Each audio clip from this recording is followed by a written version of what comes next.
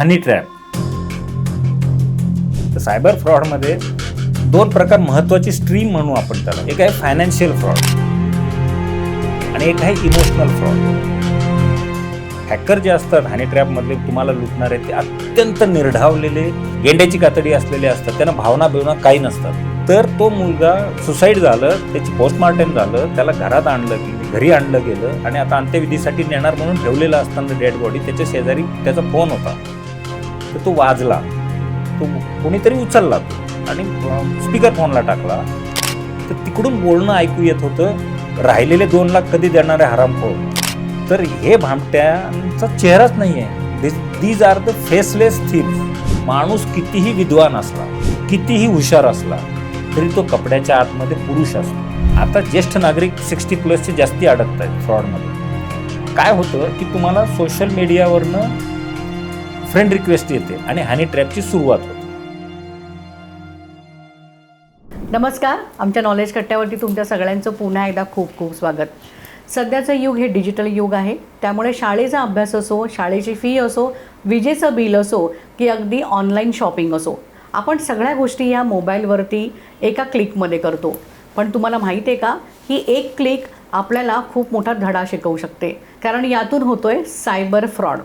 आता हा cyber fraud म्हणजे नक्की आहे तरी काय, हेच आपण जाणून घेणार आहोत. आणि त्यासाठी आज आमच्या कट्ट्यावर आलेले आहेत सायबर तज्ज्ञ डॉक्टर धनंजय देशपांडे सर. नमस्कार सर. आमच्या कार्यक्रमात तुमचं खूप खूप स्वागत. गंमत अशी आहे की देशपांडे सरांचा परिचय हा फक्त सायबर तज्ज्ञ इथे येऊन थांबत नाही आहे, तर त्याच्यामागे खूप मोठा असा त्यांचा परिचय आहे आणि तो त्यांनी स्वतःच दिलेला मला वाटतं जास्त बरा होईल. नाही, फार परिचय नाही सांगत, पण जे प्रोटोकॉलमध्ये डेसिग्नेशन आहे तेवढे सांगतो.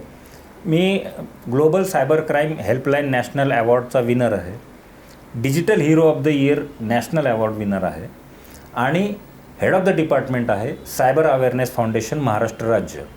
आणि पुणे विद्यापीठ, UK एक विद्यापीठ आहे आणि कॅनडाचं, ह्या 3 विद्यापीठावर मी मेंटॉर म्हणून काम करतो.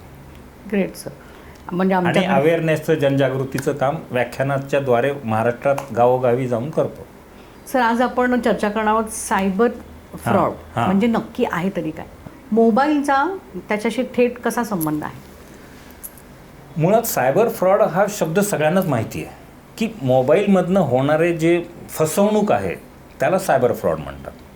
आता सायबर फ्रॉडमध्ये 2 प्रकार आहेत, हे बऱ्याच जणांना माहीत नाही. सगळ्यांना वाटतं की काही फसलं की ते सायबर फ्रॉड आहे. तसं नाही आहे. तर सायबर फ्रॉडमध्ये 2 प्रकार महत्त्वाची स्ट्रीम म्हणू आपण त्याला. एक आहे फायनान्शियल फ्रॉड आणि एक आहे इमोशनल फ्रॉड. इमोशनल फ्रॉडमध्ये हनी ट्रॅपसारखे गोष्टी येतात की तुमचे इमोशनली तुम्हाला ब्लॅकमेल करून पैसे उकळले जातात किंवा तुमचे फोटो मॉर्फ करून तुमच्या नातेवाईकांना पाठवू अशी धमकी देऊन, दॅट इज कॉल्ड इमोशनल. आणि फायनान्शियल फ्रॉड म्हणजे तुम्हाला काहीतरी स्कीममध्ये गुंतवून, तुम्हाला आमिष दाखवून, मोहात पाडून जे पैसे लुटले जातात, दॅट इज फायनान्शियल फ्रॉड. आता याच्यामध्ये सुद्धा डिपार्टमेंटकडं दोन्हीच्याही केसेस वाढत आहेत, पण त्यातले त्यात आधी प्राधान्य दिलं जातं इमोशनल ब्लॅकमेलच्या फ्रॉड केसेसला. त्याच्यात कारण अनेक वेळेला त्याच्यामध्ये सुसाईड होण्याची शक्यता असते. हनी ट्रॅपच्याच बाबतीतलं एक उदाहरण सांगतो. म्हणजे आज आपण फक्त किस्सेच ऐकूया, मी थेअरी काही सांगत नाही. एका गावातले मोठं गाव आहे, मँचेस्टर मानलं जातं महाराष्ट्रातलं, ते नाव सांगत नाही, फक्त ओळखू येईल. तर तिथल्या कॉलेजचा मुलगा हनी ट्रॅपमध्ये अडकला. तर कसा असतो हनी ट्रॅप तो सांगेलच मी, पण हनी ट्रॅपमध्ये अडकला आणि त्यांनी सुसाईड केला. तर हे हॅकर जे असतात हनी ट्रॅपमधले तुम्हाला लुटणारे, ते अत्यंत निर्ढावलेले, ज्याला म्हणू आपण काय गेंड्याची कातडी असलेले असतात. त्यांना भावना बिवना काही नसतात. तर तो मुलगा सुसाईड झालं, त्याची पोस्टमार्टम झालं, त्याला घरी आणलं गेलं आणि आता अंत्यविधीसाठी नेणार म्हणून ठेवलेला असताना डेड बॉडी त्याच्या शेजारी त्याचा फोन होता. तर तो वाजला, तो कोणीतरी उचलला तो आणि स्पीकर फोनला टाकला. तर तिकडून बोलणं ऐकू येत होतं, राहिलेले 2 लाख कधी देणारे हरामखोर. म्हणजे काय की त्यांनी ऑलरेडी 8 लाख लुटले, राहिलेले 2 कधी देणार आहे हे तो विचारतो आणि त्याला माहीत पण नाही की याने जीव दिला आहे आणि त्याच्याशी यांना काही सोयरसुतक नसतं. मग त्या माणसाने उचलून त्याला शिव्या वगैरे घातल्या, म्हणला मी तुला पकडून दिला. तो म्हणला तुम्ही आम्हाला पकडू शकत नाही. त्याचं कारण सांगतो तुम्हालाही आणि या निमित्ताने तुमच्या प्रेक्षकांनाही. पूर्वीच्या काळात चोऱ्या व्हायच्या, दरोडे पडायचे, त्यावेळेला पोलीस त्यांना पकडू शकायचे कारण त्यांचा एक चेहरा होता चोरांचा. त्याला कुठेतरी बघितलं जायचं, वर्णन करून ते पकडू शकायचे. आताचे जे सायबर भामटे हा शब्द मी वापरतो, त्यांना मी चोर पण नाही म्हणत, भामटे येते. तर हे भामट्यांचा चेहराच नाही आहे. These are the faceless thieves. त्यांचा IP ॲड्रेस, मोबाईलचा ॲड्रेस हाच त्यांचा चेहरा आहे फक्त. त्याच्यामुळे ते पकडण्याच्या अडचणी वाढतात. म्हणून माझं म्हणणं असतं की आजारी पडल्यावर दवाखाने आहेतच, पण आजारीच पडू नका ना. तसं मी प्रयत्न हा करतोय की सायबर फ्रॉडमध्ये अडकल्यावर माझ्याकडे येतात जेव्हा कोणी लोक, त्यावेळेला मी आधीपासून सांगतो की बाबांनो, माझी वॉल बघा, माझं सोशल मीडियाचे व्हिडिओ पहा, तुम्ही आयुष्यात अडकणार नाही. पण कसं होतं माहिती का, आपल्याला संकट आल्यावर देव आठवतो. तसं अडचणीत आलं कीच तुम्हाला सायबरवाला आठवतो. तसं करू नका. आजची ही जी आपलं गप्पा आहेत, त्या गप्पा ऐकल्यावर माझा अशी अपेक्षा आहे की ह्या तुमच्या प्रेक्षकांच्यापैकी जे काही लाखो प्रेक्षक आहेत, त्यातले 80% जरी सुधारले तरी ते फार मोठं तुमच्या चॅनलचं यश आहे, असं मला वाटतंय. तर वेगवेगळे ट्रॅप्स आहेत ह्याच्यामध्ये, पण मुळामध्ये पहिला ट्रॅप सांगून ठेवतो महत्त्वाचं सध्या जो चाललेला आहे, तो आहे हनी ट्रॅप. म्हणजे आता सगळ्या न्यूज चॅनलवर झळकतंय की नामांकित सगळे अधिकारी, सनदी अधिकारी त्यातले कितीतरी आहेत, क्लास 1 ऑफिसर आहेत, म्हणजे स्पर्धा परीक्षा पास झालेले आहेत. मग लोकांना असं वाटतं, जनरल लोकांना, की इतके मोठे शिकलेले लोक कसे अडकले, किंवा एका मोठ्या याचं ते सायंटिस्ट अडकलेला परदेशात, गुपितं फोडली गेली म्हणून कसं अडकले हे. तर ह्याच्या मागचं एक साधं सोपं गणित सांगतो. माणूस कितीही विद्वान असला, कितीही हुशार असला, तरी तो कपड्याच्या आतमध्ये पुरुष असतो. त्याचे पद, त्याचं शिक्षण हे खुर्चीवर असतं, पण त्याच्या आतमध्ये कपड्यामध्ये पुरुषच आहे. तो त्याच्या भावनेला हात घालता येऊ शकतो आणि तसा हात घातला जातो. तर आता मुळात हनी ट्रॅप म्हणजे काय, अगदी साध्या माणसांना कळेल अशा भाषेत सांगतो. ह्याच्यामध्ये ज्येष्ठ नागरिक आणि कॉलेजचे मुलं जास्ती अडकतात. पण आता माझं ऑब्झर्वेशनप्रमाणे कॉलेजची मुलं अडकण्याचं प्रमाण कमी झालं आहे. आता ज्येष्ठ नागरिक 60+ जास्ती अडकत आहेत फ्रॉडमध्ये. काय होतं की तुम्हाला सोशल मीडियावरनं फ्रेंड रिक्वेस्ट येते आणि हनी ट्रॅपची सुरुवात होते. मुळात हनी ट्रॅपमध्ये ज्येष्ठ का अडकतात त्याच्या मागची सायकॉलॉजी आधी सांगतो. साधारण मी एक सायकॉलॉजिस्ट आहे म्हणून सांगतो. 60चं वय असं असतं की रिटायर झालेले असतात, घरातली त्यांची बायको त्यांच्या नातवंडांमध्ये रमलेली असते, मुलांबाळांमध्ये रमलेली असते, आणि हा वरचेवर एकटा पडत जातो. सगळेच नाही म्हणत, पण 90% ज्येष्ठ नागरिक हे एकटे पडत जातात. आणि मग त्यांना संवादच थांबतो त्यांचा सगळ्यांची, घरातल्यांची. मग ते आणखी एकलकोंडे होतात. आणि मी इतके आयुष्यभर घरासाठी लढलो, कष्ट केले, पण मला किंमत आता नाही राहिलेली, माझी पायपुसणी झाली, अशी भावना मनात येते. आणि मग त्या सिंपतीला हात घालण्यासाठी मेसेज चालू होतात. अननोन नंबरवरनं आधी फ्रेंड रिक्वेस्ट येते आणि मग गप्पा चालू होतात. मग गप्पा असताना समोरून लेडीज असते, मेसेंजरला साध्या किंवा कुठल्याही व्हॉट्सअपला कुठेही मेसेजला, आणि मग तुमच्या गप्पा चालू होतात. गप्पांमध्ये मग एकमेकांचं बॅकग्राऊंड सांगितलं जातं घरगुती. करता करता करता करता ते आठवलेलं उदाहरण सांगतो.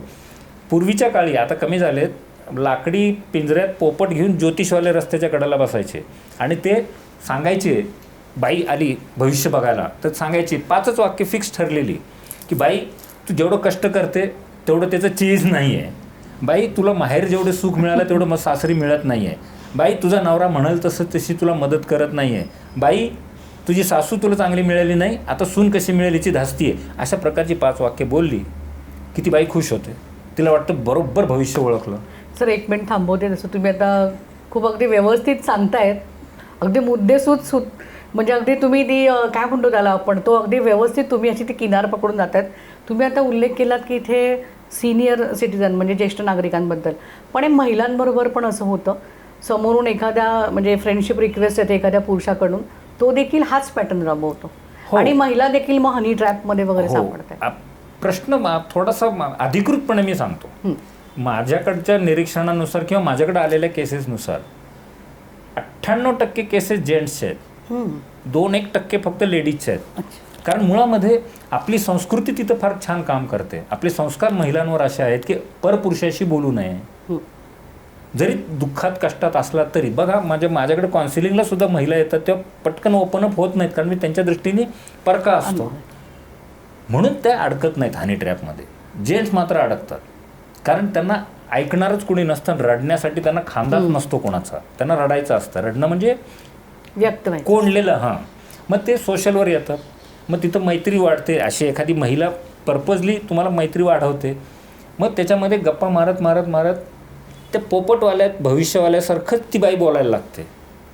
अय्या तुम्ही 60चे असून वाटत नाही आहात, किती हँडसम दिसताय, काय मेंटेन करता, जिमला जाता का, हे असले ठराविक वाक्य असतात जे पुरुषांना सुखावणारी असतात.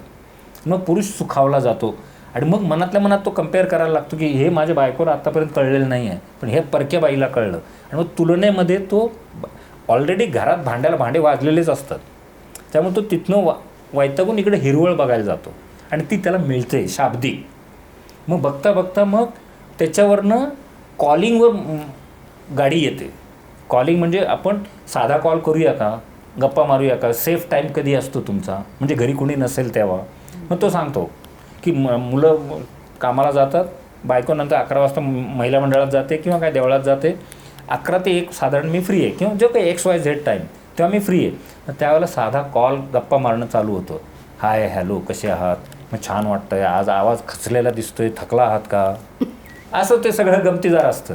आणि मग त्याला वरच्यावर ढगात नेलं जातं. मग नेता नेता नेता त्याला काय म्हणून त्याला भावनिक गप्पांकडं, म्हणजे सेन्शुअस हा शब्द आहे इंग्लिशमध्ये, तशा गप्पा चॅटिंगमध्ये आणि बोलण्यामध्ये सुरू केल्या जातात पर्पजली.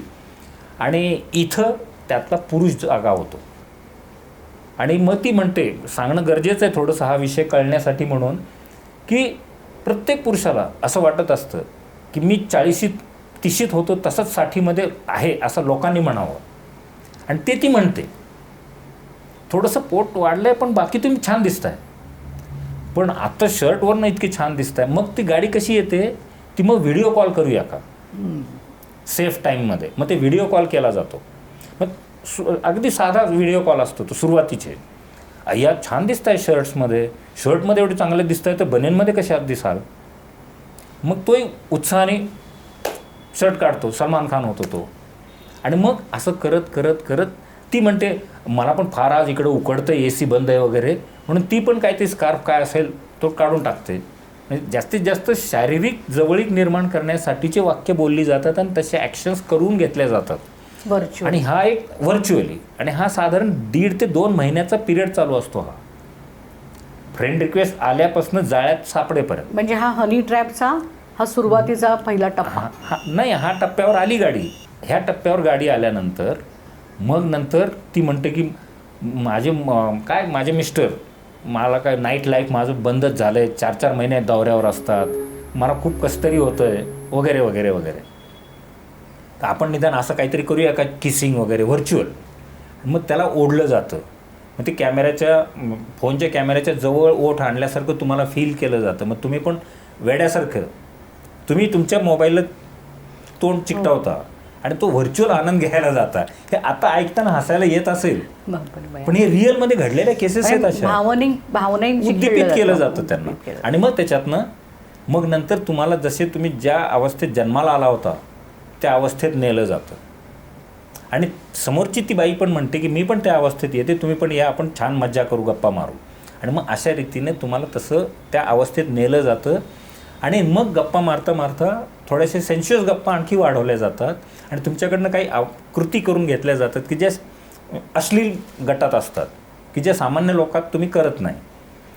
आणि मग फोन कट होतं आणि 15 ते 20 मिनटानंतर दुसऱ्याच नंबरवरनं तो व्हिडिओ तुम्हाला पाठवला जातो. आणि तुम्ही तिथे त्या हनी ट्रॅपमध्ये तुम्ही अडकला की तुम्हाला कळतं, त्या क्षणी कळतं तुम्हाला की तुम्ही ट्रॅपमध्ये अडकला आहे.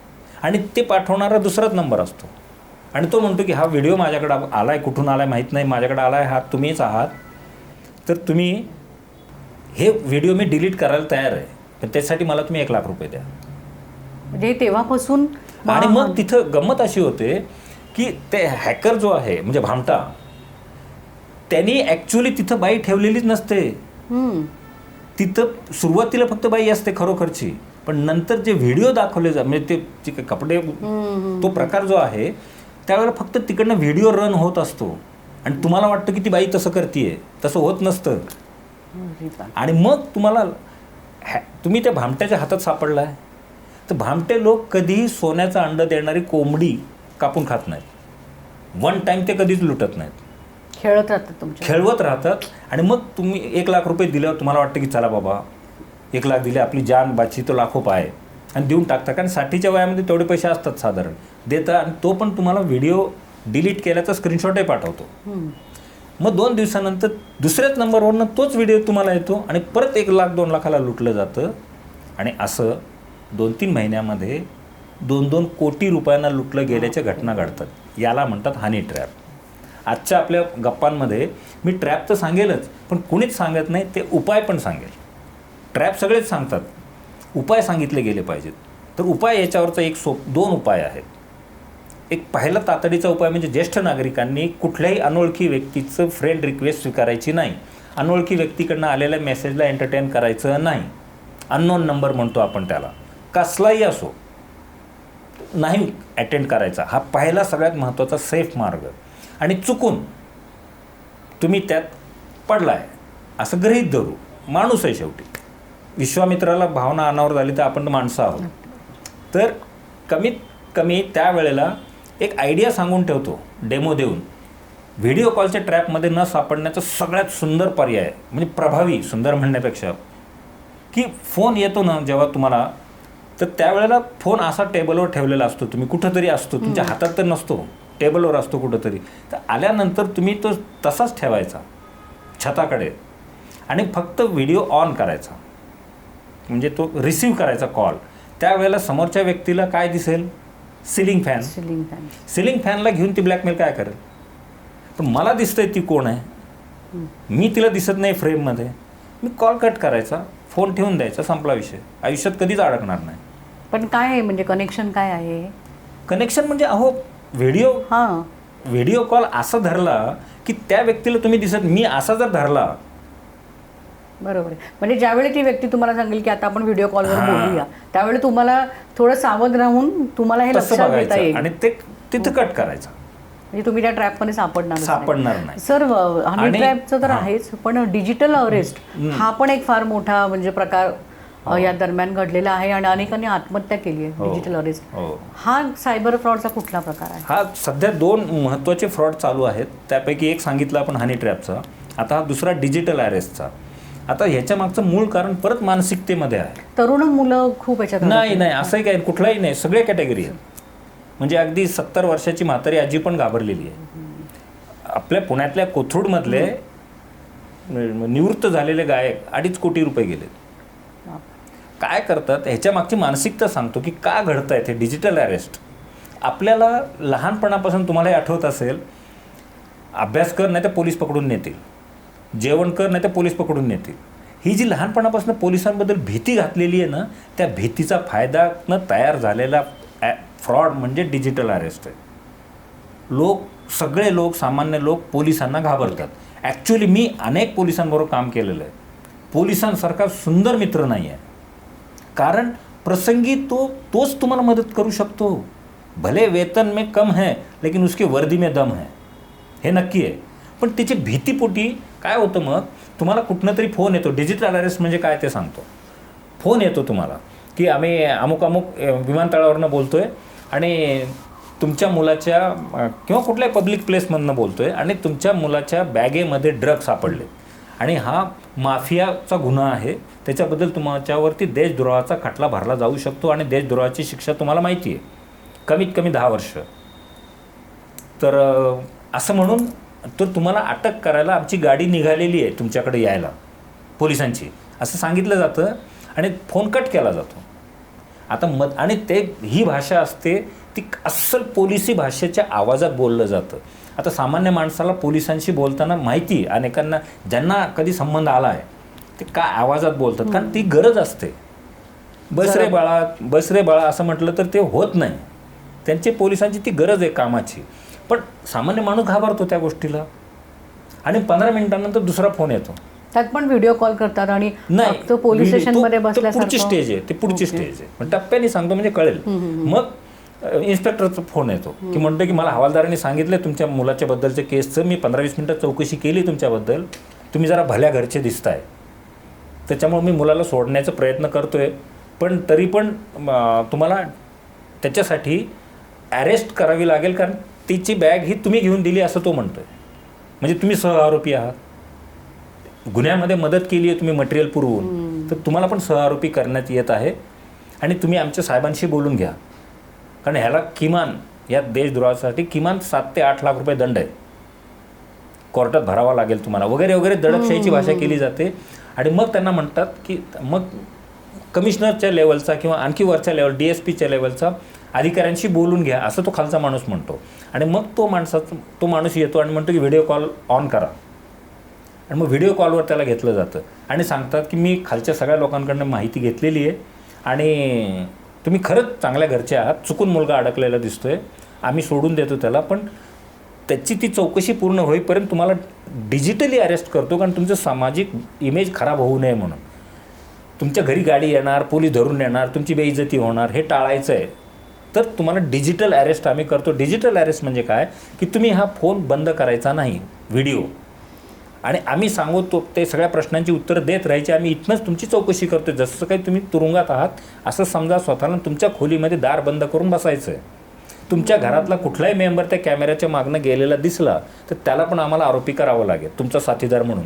त्यामुळे दार बंद करायचं आणि कोणालाही तुमच्या रूममध्ये येऊ द्यायचं नाही. आता इतकी बंबार्डमेंट 1 तास 1.5 तास झालेली असते, हवालदारापासून कमिशनरपर्यंत. तिथंच तुम्ही खचता आणि मग तो जे काही म्हणतोय त्याला तुम्ही रिप्लाय द्यायला जाता, म्हणजे प्रतिसाद द्यायला जाता. मग तुमचे बँक अकाउंट डिटेल मागितले जातात चौकशीच्या दरम्यान, मग त्याचे पासवर्ड मागितले जातात. मग तुम्हाला सांगितलं जातं की 7 लाखाचं तुम्हाला सोडू शकतो आम्ही गव्हर्नमेंटच्या ह्याच्याप्रमाणे, पण नियमात आहे त्याप्रमाणे, पण त्याच्यासाठी आधी पोलीस चौकशी व्हावी लागेल असं म्हणून पुढची स्टेज येते. त्यावेळेला एखादा फ्लॅटमध्ये खरोखर पोलीस चौकीचा सीन उभा केला जातो, जसा की नाटकाचं नेपथ्य असतं तसा. आणि खरोखर तिथं 2-4 हवालदार, एक लेडी कॉन्स्टेबल, एखादं कोणते कमिशनर बसलेलं आहे असं सीन उभा करतात. आणि मग तिथं तुमच्या वतीनं तिथं तक्रार दाखल केली जाते. मग त्याच्यावरती कमिशनर निर्णय देतो आणि मग ती केस कोर्टात जाईल असं सांगितलं जातं. आणि जाऊ द्यायची नसेल तर आत्ता 7 लाख द्या, कोर्टात गेल्यावर तुम्हाला 14 लाख द्यायचेच आहेत. मग तो घाबरून 7 देऊन टाकतो. तिथं तो ट्रॅप संपतो. पण काही एखादा तर आणखी थोडा कडक निघाला, नाही मला जाऊ द्या कोर्टात केस म्हटला, तर पुढचा टप्पा चालू होतो जो शेवटचा टप्पा असतो. तो म्हणजे खरोखर तसाच दुसऱ्या खोलीमध्ये त्यांच्या कोर्टाचा सीन तयार असतो. तिथं जज बसलेला असतो, सरकारी वकील असतो आणि तुमचा वकील म्हणून तुम्हाला एक माणूस उभा करून दिला जातो, असंच काळा कोटवाला उभा केला जातो आणि सांगितलं जातं की हे तुमचे वकील आहेत, तुमच्या वतीने केस लढतील. आणि मग तुमच्या वतीने एक 10-15 मिनिटाची लुटूपुटीची लढाई असते, तशी तुमची केस लढली जाते आणि तुम्हाला त्याच्यात हरवलं जातं आणि सरकारी वकील जिंकतो आणि तुम्हाला 14 लाखाचा फाईन पडला आहे असं सांगितलं जातं. आणि तो आता तुम्हाला कोर्टाचा किंवा अधिकृत सरकारी तुम्हाला QR कोड पाठवला जाईल किंवा नंबर पाठवला जाईल किंवा लिंक दिली जाईल. हे तिन्हीपैकी कुठल्याही याच्यावर तुम्ही ताबडतोब 14 लाख भरा आणि तुम्ही भरून मोकळे होता. लोकांनी दागिने विकून पैसे भरलेत या डिजिटल अरेस्टमध्ये. त्याचं कारण की दाराच्या खालनं सरकवला एक आणि डबा दागिन्याचा त्याच्या रूममधला, आणि बायकोला सांगितलं आहे मेसेज करून की मग हे दागिने पटकन गहाण ठेवून पैसे आण, मी अटकेमध्ये, मला आत तुरुंगात आहे मी इथं. इतकं हिप्नोटाईज केलं जातं तुम्हाला. आता ऐकणाऱ्याला हे कॉमेडी वाटेल, पण इट्स फॅक्ट. लोक, ते भामटे लोक हिप्नोटाईज करण्यात तरबेज असतात, दरडावणीच्या भाषेत. साधं तुम्ही इमॅजिन करावं मॅडम, तुमच्या शेजारी एक लेडी कॉन्स्टेबल उभी राहिली, हे काय करते का भावाने इथे, तुम्ही घाबरणार की नाही? सामान्य म्हणजे जी महिला का घाबरायचं? पोलिसांना का घाबरायचं? They are the public servant, public, आणि यू आर द पब्लिक, म्हणजे ते तुमचे सेवक आहेत. त्याला का घाबरायचं? मालकाने नोकराला घाबरल्याचं जगात आहे का? पण तुम्ही घाबरता आणि त्याचा फायदा भामटे घेतात आणि त्याच्यामुळं पोलिसांना त्रास वाढतो. तर ह्याच्यावर आता हे ट्रॅप कळला तुम्हाला. आता ह्याच्यावर उपाय काय? उपाय फार सोपा आहे. मी तो परवा जळगावच्या पोलिसांच्या कार्यक्रमातच सांगितला, सगळे हसायला लागले. फॅक्ट उपाय सांगतोय हा, सरळ. फक्त मुलाच्या बॅगेत ड्रग असं नाही, कदाचित दुसरं पण कारण सांगतात अशा वेळेला की तुमच्या नावाने एक पार्सल आलं आहे, पोस्टामधनं बोलतोय आम्ही, तुमच्या नावाने पार्सल आलं आहे आणि अचानक तिथं CIDची लोकं आलेत आणि त्यांना त्या पार्सलचा संशय आला आहे आणि त्या पार्सलमध्ये ड्रग सापडले, असं काही कारण सांगितलं जातं. आणि मग आम्ही नॉर्कोटिक्समधनं बोलतोय, आम्ही इकडनं बोलतोय, कस्टम, असं बोलून तुम्हाला लटकवलं जातं. तर ह्याच्यावरचा उपाय काय? पहिल्यांदा जेव्हा कधी फोन येईल की तुमच्या बॅगेत ड्रग सापडले, त्यावेळेला मुलाच्या बॅगेत, त्यावेळेला त्याला सांगायचं माझं पोरगं त्याच लायकीचं आहे, त्याला तुरुंगात 4 दिवस ठेवा आणि ठोका त्याला, त्याची अक्कल जागेवर येणार नाही असं बिनधास्त बोला. आणि त्याच वेळेला तुम्हाला खात्री करून घेण्यासाठी फोन त्यांचा होल्डला ठेवा आणि दुसऱ्या फोन नंबरवरनं तुम्ही तुमच्या मुलाला फोन करून बघा की बाबा तू कुठं आहे. तर 99.99% वेळेला मुलगा सांगेल की बाबा मी कॉलेजमध्ये वडापाव खातो आहे. आणि तोपर्यंत ह्या बापाला इकडं लुटलेलं असतं. तर तुम्ही मुलांना स्मार्टनेस तुम्ही दाखवा असं. हां, तुम्ही तुमच्या मुलावर केलेल्या संस्कारावर तुमचा विश्वास का नाही आहे की माझा मुलगा ड्रग घेऊन हिंडणार नाही असं वाटायला पाहिजे. तर कृपया कुणाच्याही नावाने कसलंही काही आलं, पहिलं तो जे भीती घालतोय ते कर म्हणायचं. समजा तो म्हणला की तुमचा न्यूड व्हिडिओ माझ्याकडे आला आहे, बायकोला पाठवेल, नाही तर मला 5 लाख द्या, तर म्हणायचं बायकोला पाठव. तुझ्याकडे नंबर नसला तर मीच देतो, पाठव बायकोला. सोशलवर टाकेन आणि टाक सोशलला. तुम्ही कधी सोशलवर असले विचित्र वेडेवाकडे व्हिडिओ बघितलेत का? टाकूच शकत नाहीत भामटे. त्याचं कारण सांगतो. टाकल्या त्यांनी कुठून टाकलं आहे त्याचा ॲक्सेस मिळू शकतो.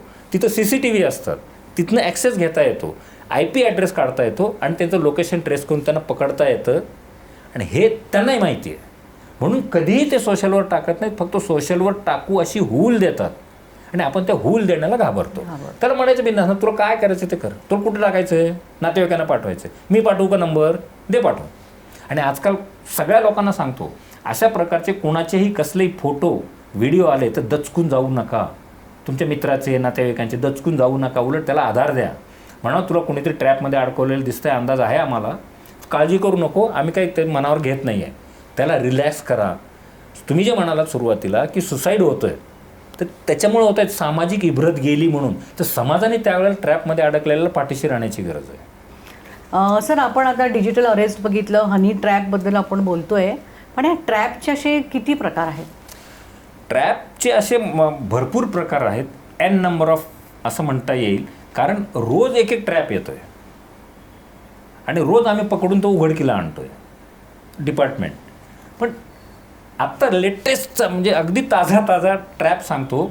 महिलांना काय आवडतं? साडी. आणि साडी ती कुठली जास्ती आवडते?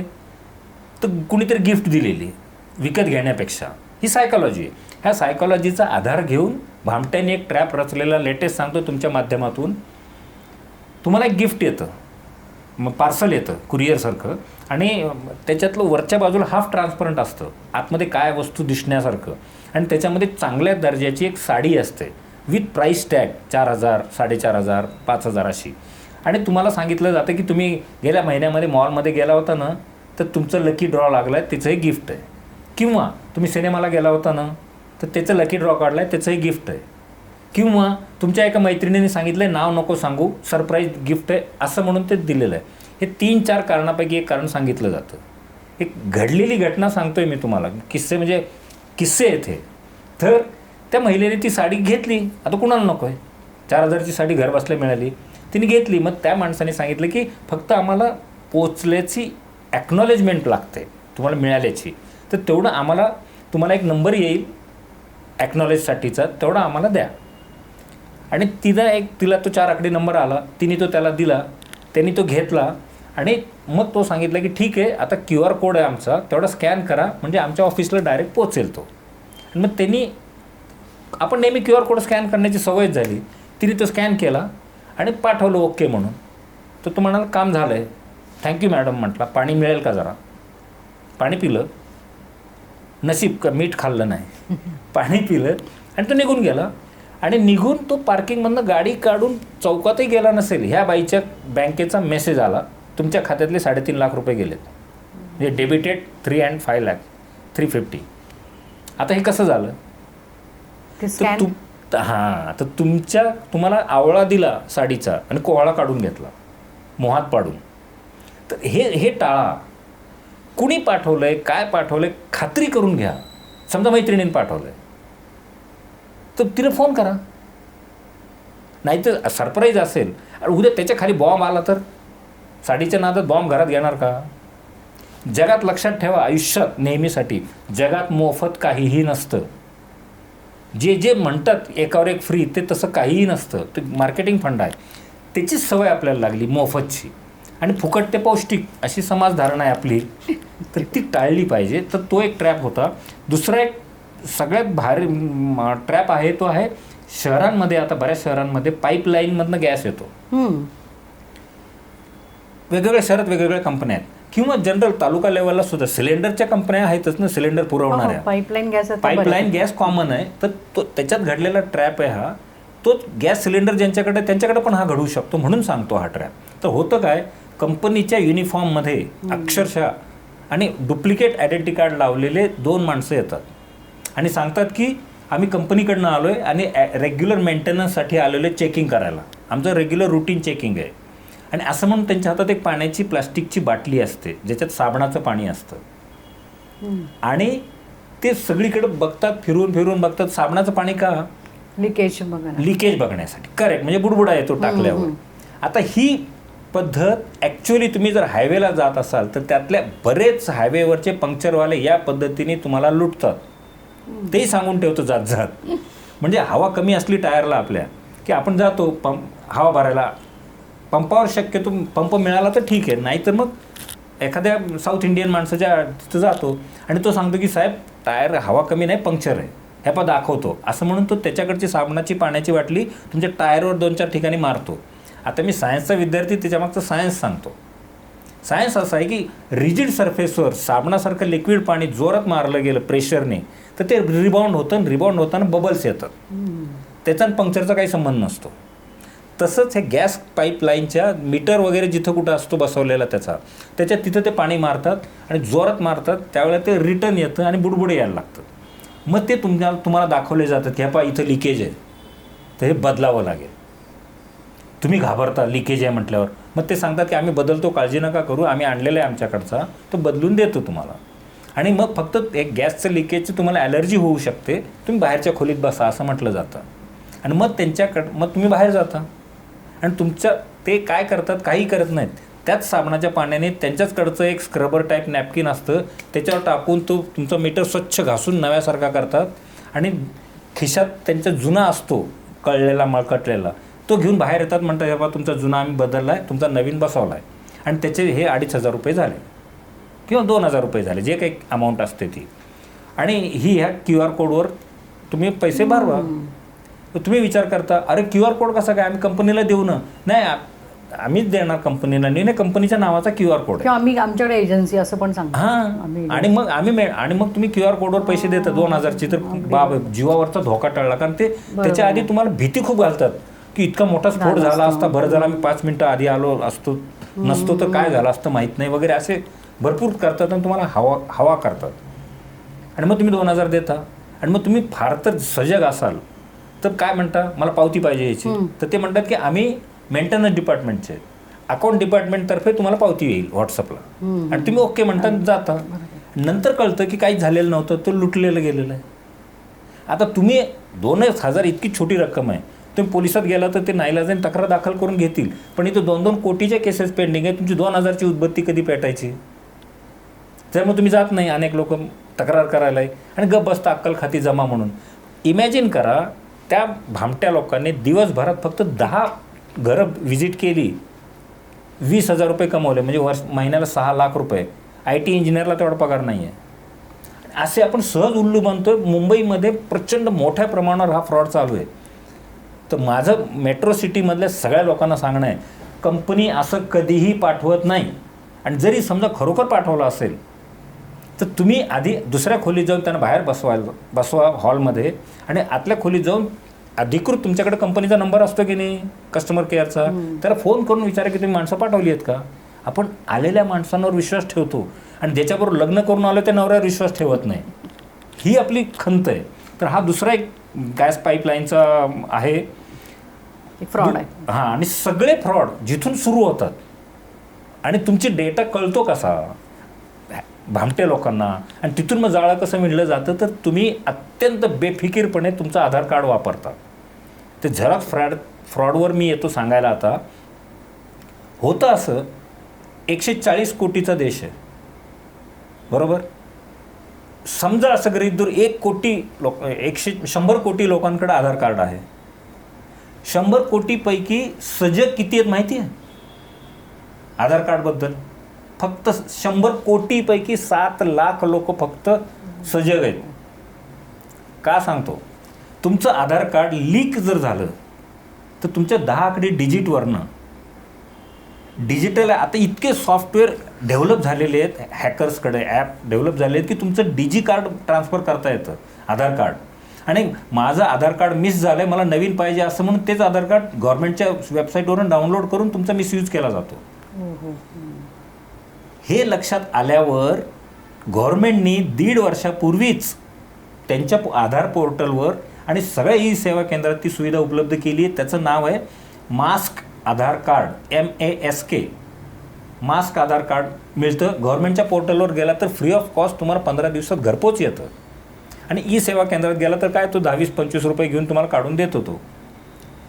मास्क आधार कार्ड म्हणजे काय, तर त्याचे 10 आकडी नंबर असतो तुमचा ID नंबर आधारचा, त्याच्यातले 6 आकडे बंद केले जातात आणि फक्त 4 उघडे ठेवले जातात. आणि मग ते कार्ड तुम्हाला सगळीकडे देता येतं अदर दॅन सरकारी कार्यालय. म्हणजे फॉर एक्झाम्पल तुम्ही कुठं टूरला चाललाय, हॉटेलवर गेला की ते आय कार्ड मागतात, आयडेंटिटी म्हणजे फोटो ID मागतात, आणि तुम्ही सर्रास आधार कार्ड देता, तो त्याची झेरॉक्स काढून घेतो आणि तो कार्ड तुम्हाला परत देतो. तिथं मास्क कार्ड द्या.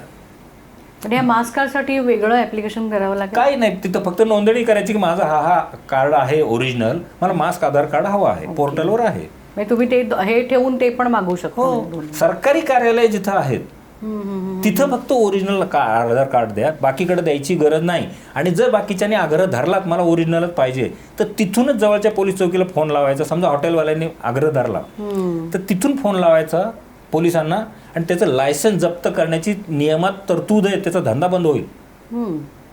आधार कार्डला, मास्क आधार कार्डला नकार दिल्यास खाजगी लोकांनी, इतकं सेफ आहे ते करत नाही ना आपण. माहितीच नाही. म्हणजे आता मी सजग का म्हणालो, हे 1.5 वर्षापूर्वी सुरू झालेली स्कीम आहे. 100 कोटीपैकी फक्त 7 लाख लोकांनी मास्क कार्ड काढले. ते म्हणूनच मी म्हणाले की बऱ्याच जणांनी मास्क आधार कार्ड बद्दल फार मला वाटतं माहितीच नाहीये लोकांना. तुम्ही ते कार्ड जर वापरायला सुरू केलं तर चुकीच्या ठिकाणी तुमचा आधार जाणार नाही.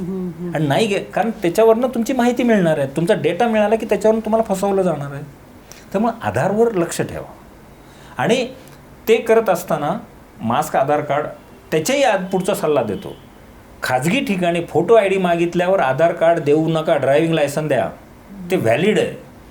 आपण देत नाही का, लोकांच्या डोक्यात बसले माहित नाही. पण ड्रायव्हिंग लायसन सगळ्यांकडे असेल असं नाही. मग ज्यांच्याकडे शक्य आहे त्यांनी ते द्यावं असं माझं मत आहे. आणखी एक फ्रॉड आहे, तो गेल्या वर्षी मी पकडून दिलेला. त्याचं नाव ठेवलंय मी व्हॉइस स्पॅम कॉल. म्हणजे काय की मार्केटिंगचा कॉल आहे असं तुम्हाला जाणवतं आणि अमुक बोलतं आणि तुम्हाला बोलण्यात गुंतवलं जातं. बोलण्यात ते अशा प्रकारचे प्रश्न विचारतात की तुमच्याकडं A पासून Z पर्यंतचे सगळे शब्द तुमच्या तोंडात उत्तरात आलेले असतात. आलं लक्षात? आणि मग तो कॉल रेकॉर्ड केला जातो आणि मग एडिटिंगमध्ये त्यात शब्द काढून ज्यांनी कुणी डिसेंबर नावाचा सिनेमा बघितला आहे, त्याच्यामध्ये गुलशन ग्रोवर व्हिलन आहे, त्याच्यामध्ये ही ट्रिक वापरलेली आहे. तुमचं कॉल रेकॉर्डिंगमधनं एक शब्द तोडून काढून असं एडिट करून जोडला जातो आणि मग एक वाक्य असं तयार केलं जातं की मी अमुक बोलतोय आणि तुझं लफडं मला माहिती झालेलं आहे आणि त्याच्यासाठी मी बाहेर सांगू नये असं वाटलं तर मला 1 लाख पाठवून दे या नंबरला. अशा प्रकारचं वाक्य बनवलं जातं तुमच्याच आवाजात आणि ते इतरांना पाठवलं जातं. हे विशेषतः जे सेलिब्रिटी लोक आहेत, राजकारणी लोक आहेत, मंत्री वगैरे किंवा सचिव लोक आहेत, म्हणजे मिनिस्टर लेवलचे लोक आहेत, त्यांच्या बाबतीत हे जास्ती घडतं. त्यांच्या नावाने खाजगी बिल्डर्सना खंडण्या मागितल्या जातात. असं थोडंसं इंटरप्ट करते. आता तुम्ही जे सांगत आहात व्हॉइस म्हणजे फ्रॉड कॉल्सबद्दल, आता मध्यंतरी एका पोलीस अधिकाऱ्याला देखील विश्वास नांगरे पाटील त्यांच्या आवाजाने AI इमेज तयार करून असंच मला वाटतं गंडा घातला. आता काय होतं, जे फेमस सेलिब्रिटी आहेत ते जाहीरपणे जिथं कुठं भाषण करतात किंवा त्यांच्या व्हिडिओमध्ये त्यांच्या स्वतःच्या अधिकृत पेजवरनं बोलतात, त्याच्यातला आवाज कॉपी करून कट पेस्ट केला जातो आणि मग त्या माणसांना तो धमकीचे फोन, अशा पद्धतीचे लुटण्याचे फोन जातात. हाईट सांगतो, घडलेली हाईट, ह्याच्यात फ्रॉड नसलेला पण लोक किती आंधळेपणाने काम करतायत. एका इन्स्पेक्टरला दुसऱ्या एका इन्स्पेक्टरनी आहे असं भासून लुटलंय 70,000ला DSPच्या नावाने. मी अमुक शेजारच्या जिल्ह्यातला, आता DSP सतत बदलत असतात, शेजारच्या जिल्ह्यातला DSP बोलतोय आणि माझी नुकतीच बदली झाली, मला अचानक जरा ते सामान शिफ्टिंगमध्ये गडबड झाली आहे, जर मला तू 70,000 पाठव, हा माझा नंबर आहे, मी तुला संध्याकाळी रिटर्न पाठवतो मुलगा घरी आला की. त्या माणसाने पाठवून दिले. फक्त आवाजावरनं खात्री का नाही करून घेत आपण? बाबा साहेबाचा फोन असला तरी बाबा साहेबाचे हाताखालचा कोणीतरी असतो की नाही, त्याला तुम्ही नंतर बरं साहेब पाठवतो 2 मिनटं थांबा म्हणायचं आणि दुसऱ्या माणसाला फोन करून खात्री करायची की खरंच साहेब आहेत का. तर तो भुरटा होता, भांडटा होता आणि DP सुद्धा त्यांनी ते साहेबाचा लावला होता फोटोवर. इतके निर्धावलेले आहेत हे भामटे लोक. तर मेहरबानी करून खात्री करत चला. त्याच्यामध्ये कधी कुरिअर फ्रॉड नावाचा एक फ्रॉड आहे, म्हणजे आजकाल सगळेच जण घराबाहेर असतात दिवसभर, हे लक्षात घेऊन हा सापळा रचण्यात आलेला आहे. नामांकित माझ्या सोशल मीडियावरती सगळे डिटेल पोस्ट आहे, तुम्ही बघू शकता. नामांकित कुरिअर एजन्सीच्या नावाने स्टिकर लावलं जातं तुमच्या दारावर की तुमच्या नावाचं एक पार्सल आलेलं होतं पण घर बंद असल्यामुळे पार्सल परत गेलं आहे, तुम्हाला जर हवं असेल तर हा सोबतचा QR कोड स्कॅन करा आणि पुढच्या 3 स्टेप फॉलो करा. तर तुम्ही काही विचार न करता QR कोड स्कॅन करता आणि मग पुढच्या 3 स्टेप असतात, काहीतरी एक नंबर टाकलेला असतो, तो आता प्रोटोकॉल म्हणून मी सांगत नाही, हॅश करून एक नंबर असतो हॅशटॅगचा, एक 4 आकडी नंबर टाकायला सांगतात. मग त्याच्यानंतर आणखी तुम्हाला एक नंबर येईल, तो नंबर ह्या नंबरला पाठवा असं म्हटलं जातं. तर होतं असं की पहिला QR कोड स्कॅन केला की तुमच्या फोनचा ॲक्सेस तिकडे गेला आहे, म्हणजे हॅक म्हणणं, ज्याला हॅक होणं. मग नंतर तुम्ही हॅश करून जे करता, पुढचे नंबर टाकता, त्याच्याने तुमचे सगळे मेसेज फॉरवर्डिंग होणं चालू होतं तिकडं, तुम्हालाच येत नाही. आणि मग तुम्हाला सांगितलं जातं की ते एक नंबर येईल तुमच्या फोनला, तो खालच्या नंबरला पाठवा, म्हणजे मग तुमचं कुरिअर पार्सल परत येईल तुम्हाला. आणि तुम्ही तो खालच्या नंबरला ते नंबर पाठवता, तो असतो तुमचा OTP आणि मग तुमचं खातं रिकामं होतं. आता ह्याच्यावर उपाय काय? तर त्या कंपनीच्या वेबसाईटवर अधिकृत जाऊन फोन करून विचारा जाऊन की बाबा तुम्ही मला असा पार्सल दिसतंय स्टिकर, तो पार्सल आला आहे का माझ्या नावाने? ते सांगतील की नाही असं काही नाही आहे. घाई का करतो आपण? ती घाई कमी जेवढी कराल तेवढं सोपं जाईल तुम्हाला ह्याच्यामध्ये जगण्यासाठी. दुसरं आता ते झेरॉक्सचं जो मगाशीच आहे, आधारवरनं काय काय होऊ शकतं, तर त्याचा व्हिडिओ पण माझ्याकडं आहे, ज्यांना इच्छुक आहे ते माझ्या सोशलवर बघावं जाऊन. घडतं असं की हा अर्थात जुना फ्रॉड आहे. हा घडतं असं की तुम्ही आधारची झेरॉक्स काढायला जाता, काही कामासाठी लागतात, तर ज्या दुकानामध्ये पेपरची प्रिंटआउट जी येते झेरॉक्स, त्याचं ट्रे दुकानदाराच्या साईडला जर असेल भिंतीच्या त्यांच्या, तिथं झेरॉक्स काढायची नाही,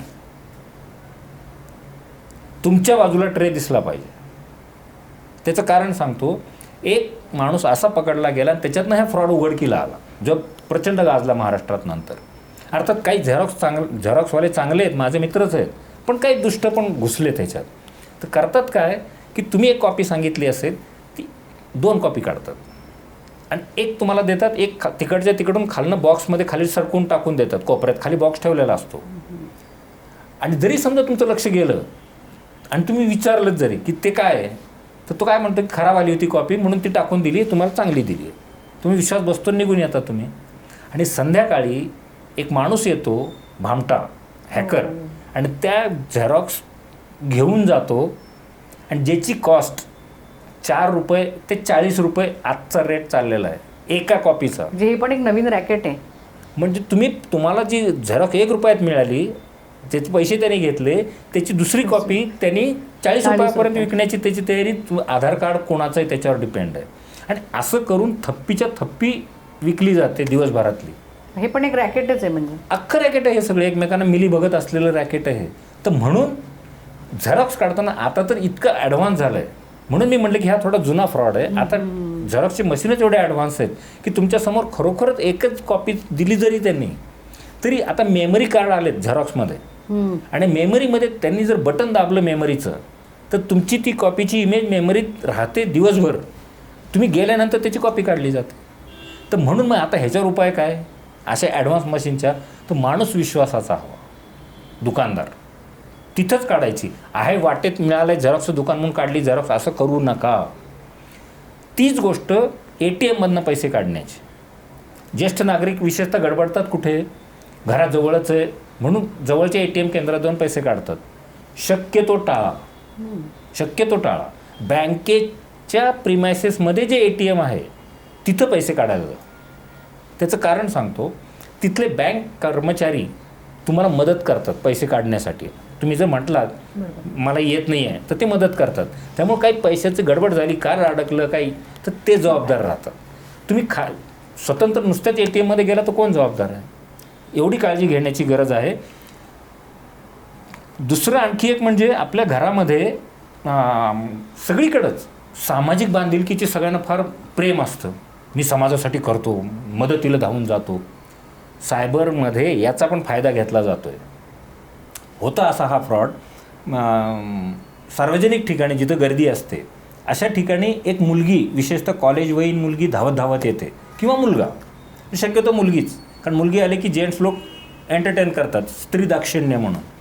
तर ती मुलगी येते आणि ती घाबऱ्या असते, घामेजलेली असते अशी, आणि ती म्हणते की माझे बाबा गावी असतात, मी शिकायला इथं आली आहे आणि माझ्या बाबांना सकाळी बरं नाही, अचानक अटॅक आला, काही झालं आणि त्यांना ॲडमिट केलं आहे. त्यांना पैसे मी पाठवले तिकडनं, पण त्यांचा फोन लागत नाही आहे, तर मला त्यांचे सध्याचे पैसे मिळाले का आणि तब्येत कशी आहे तेवढं विचारायची. माझी फोनची बॅटरी डाऊन आहे असं म्हणते ती.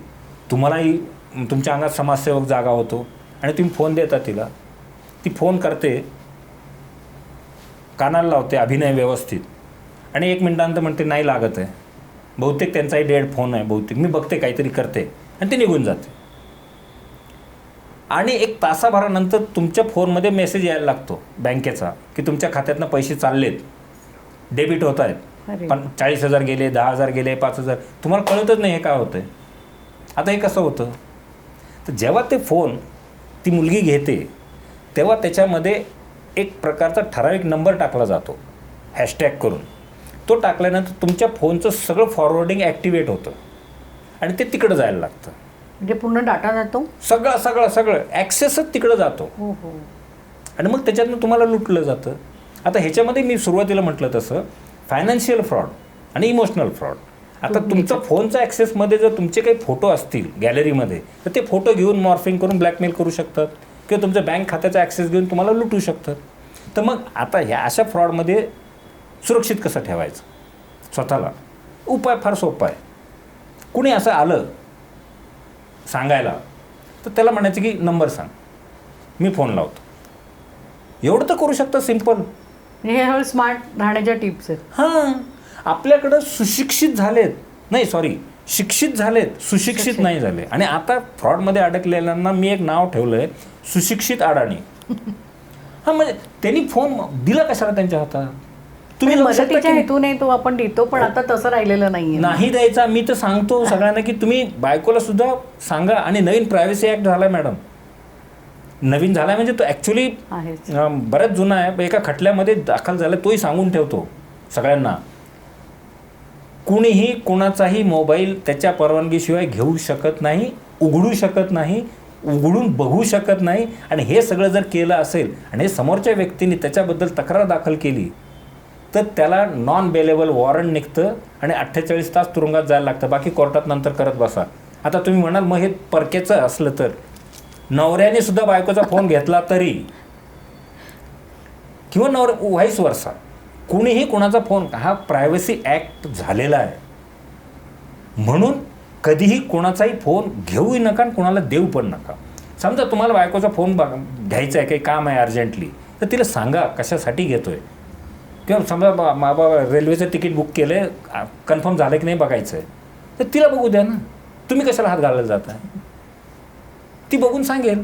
पण याच्यावर नवरा बायकोची भांडण नाही, उलट त्यांची सिक्युरिटी वाढेल. त्या गडबडीमध्ये तुमचा दोघांपैकी एकाचा फोन जर ॲक्सेस गेला बाहेर तर केवढ्यात पडलं ते हॅकिंगमध्ये जाऊन. म्हणून तुम्ही सांगून बघा की मला ह्या कारणासाठी पाहिजे. असे विविध प्रकारचे ट्रॅप आहेतच. पण आत्ताचा जो मी सांगितला की अपरिचित लोकांच्याकडे फोन देऊ नका, तुम्ही अडकणार नाही, एवढं तरी पाळलं तरी खूप आहे. तसंच अनोळखी मेसेजला एंटरटेन करू नका, अनोळखी कॉल शक्यतो उचलू नका. आता काही पब्लिक फिगर असतात, समजा माझ्यासारखे, माझ्याकडं काही कुणाचे सगळ्यांचे नंबर सेव्ह नसतील, तर अननोन नंबर आला तर लगेच उचलू नका. मिस कॉल पडू द्या आणि त्याला मेसेज करा हू इज देअर. मग तो सांगेल खरंच जेन्युइन असेल तर. पण शक्यतो आजच्या काळामध्ये अननोन नंबर उचलणं बंद करा. अनोळखी लोकांकडं फोन देऊ नका. सर, तुम्ही आज सायबर फ्रॉड काय आहे त्याच्यावरती तुम्ही कशी सतर्कता ठेवली पाहिजेत, काय उपाय केले पाहिजेत, खूप छान ही माहिती मला वाटतं आमच्या सगळ्याच प्रेक्षकांसाठी उपयुक्त ठरणार आहे, माझ्यासह असं. तर आम्ही नक्कीच तुम्ही दिलेल्या सूचनांचं पालन करू. आज आम्हाला तुम्ही वेळ दिलात याबद्दल तुमचे खूप खूप आभार. थँक्यू. सेफ राहा, सुरक्षित राहा.